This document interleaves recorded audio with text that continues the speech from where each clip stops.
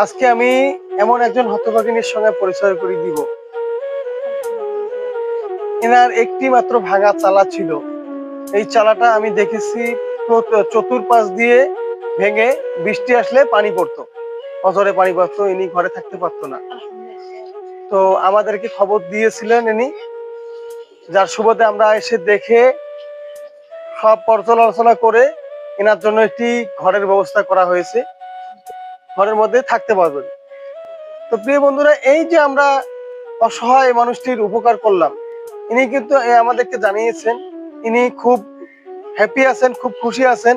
কারণ এই ধরনের ঘর এনার দ্বারা কখনোই করা সম্ভব ছিল না। কারণ হচ্ছে কি, ইনি কাজ করে দেখা গেল যে ৮০ থেকে ১০০ টাকা বা ১৫০ টাকা ইনকাম করে সর্বোচ্চ। তো এই টাকা দিয়ে ইনি খাবে, নিজে খাবে নাকি অন্য কিছু করবে, এটা আসলে এনার জন্য একটা বিশাল ব্যাপার একটা হয়ে দাঁড়াইছিল। তো যাই হোক, আমরা যেহেতু এনাকে আশ্বস্ত করেছিলাম এবং ঘরটা উঠাই দিছি, এনার জন্য এখন জীবনটা অনেক সহজ হবে। কারণ আগের মতো তো আর ভাঙা ঘরে ভাঙা ভাঙা চালায় ইনি নেই। তো যাই হোক, ওনার সঙ্গে একটু কথা বলবো, আপনারা একটু শুনবেন।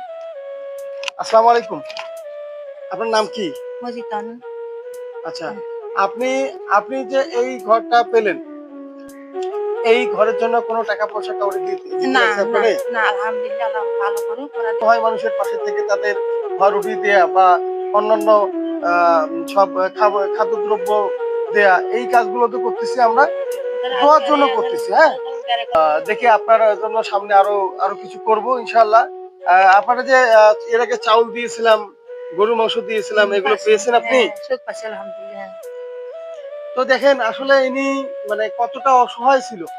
ইনার যে এই যে খুশির সংবাদ আজকে, এটা মাত্র আল্লাহ তাআলা চেয়েছেন বিদায় হয়েছে। তো সবাই এনার জন্য দোয়া করবেন।